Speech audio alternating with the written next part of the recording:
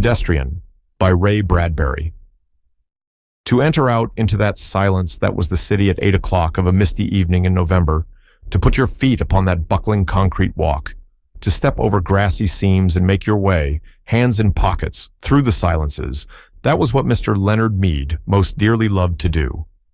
He would stand upon the corner of an intersection and peer down long, moonlit avenues of sidewalk in 4 directions, deciding which way to go, but it really made no difference.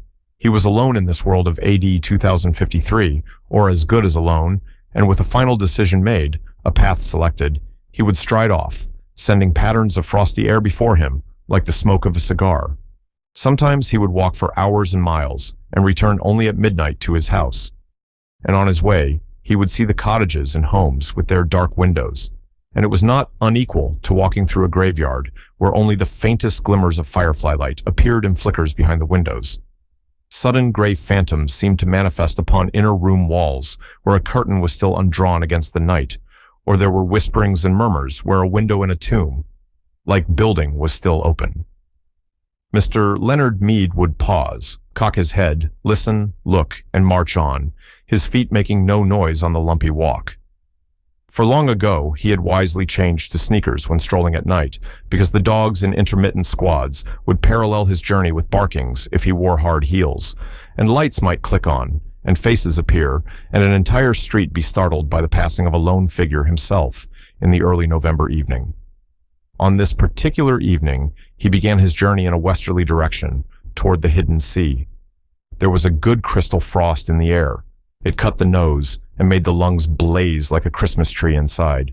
You could feel the cold light going on and off, all the branches filled with invisible snow.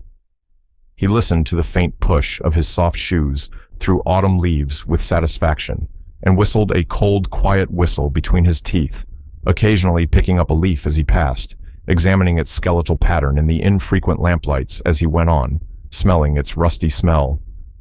"Hello in there," he whispered to every house on every side as he moved. "What's up tonight on Channel 4, Channel 7, Channel 9? Where are the cowboys rushing? And do I see the United States cavalry over the next hill to the rescue?" The street was silent and long and empty, with only his shadow moving like the shadow of a hawk in mid-country. If he closed his eyes and stood very still, frozen, he could imagine himself upon the center of a plain, a wintry, windless Arizona desert with no house in 1,000 miles, and only dry riverbeds, the streets, for company. "What is it now?" he asked the houses, noticing his wristwatch. 8:30 p.m.? Time for a dozen assorted murders, a quiz, a review, a comedian falling off the stage. Was that a murmur of laughter from within a moon-white house? He hesitated, but went on when nothing more happened. He stumbled over a particularly uneven section of sidewalk. The cement was vanishing under flowers and grass. In 10 years of walking by night or day, for thousands of miles, he had never met another person walking, not once in all that time. He came to a cloverleaf intersection, which stood silent where 2 main highways crossed the town.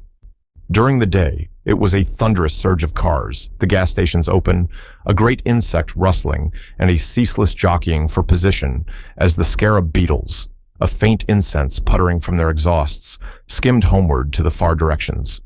But now these highways, too, were like streams in a dry season, all stone and bed and moon radiance. He turned back on a side street, circling around toward his home. He was within a block of his destination when the lone car turned a corner quite suddenly and flashed a fierce white cone of light upon him. He stood entranced, not unlike a night moth, stunned by the illumination and then drawn toward it. A metallic voice called to him, "Stand still. Stay where you are. Don't move." He halted. "Put up your hands." "But," he said, "your hands up, or we'll shoot." The police, of course, but what a rare, incredible thing.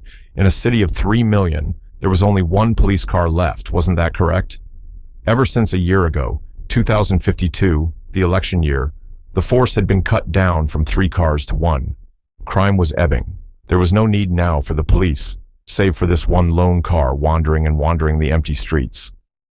"Your name?" said the police car in a metallic whisper. He couldn't see the men in it for the bright light in his eyes. Leonard Mead, he said. Speak up. Leonard Mead. Business or profession?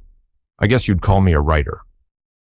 No profession, said the police car as if talking to itself. The light held him fixed, like a museum specimen, needle thrust through chest. You might say that, said Mr. Mead. He hadn't written in years. Magazines and books didn't sell anymore. Everything went on in the tomb-like houses at night now, he thought, continuing his fancy.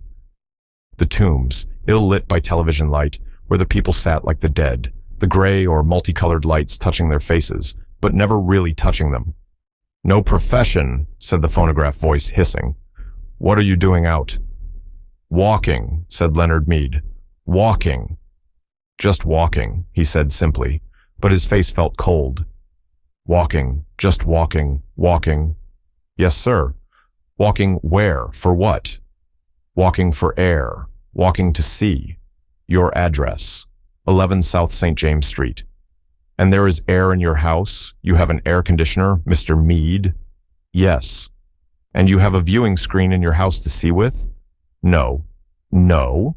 There was a crackling quiet that in itself was an accusation. Are you married, Mr. Mead? No. Not married, said the police voice behind the fiery beam. The moon was high and clear among the stars, and the houses were gray and silent. Nobody wanted me, said Leonard Mead with a smile.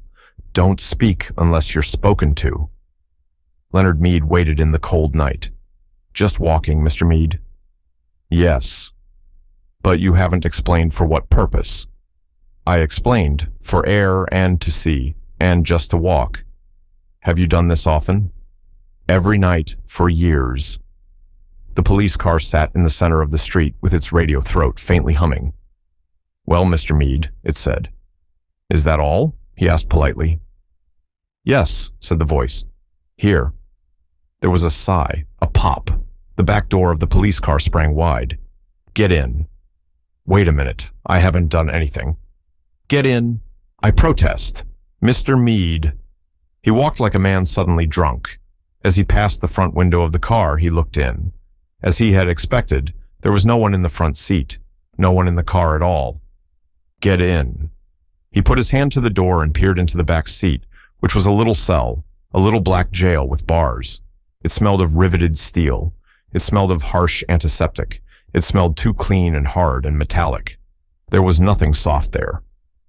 Now, if you had a wife to give you an alibi, said the iron voice. But where are you taking me? The car hesitated, or rather gave a faint whirring click, as if information, somewhere, was dropping card by punch-slotted card under electric eyes. To the Psychiatric Center for Research on Regressive Tendencies. He got in. The door shut with a soft thud. The police car rolled through the night avenues, flashing its dim lights ahead. They passed one house on one street a moment later, one house in an entire city of houses that were dark, but this one particular house had all of its electric lights brightly lit. Every window allowed yellow illumination, square and warm in the cool darkness. That's my house, said Leonard Mead. No one answered him. The car moved down the empty riverbed streets and off away, leaving the empty streets with the empty sidewalks, and no sound and no motion, all the rest of the chill November night. The end.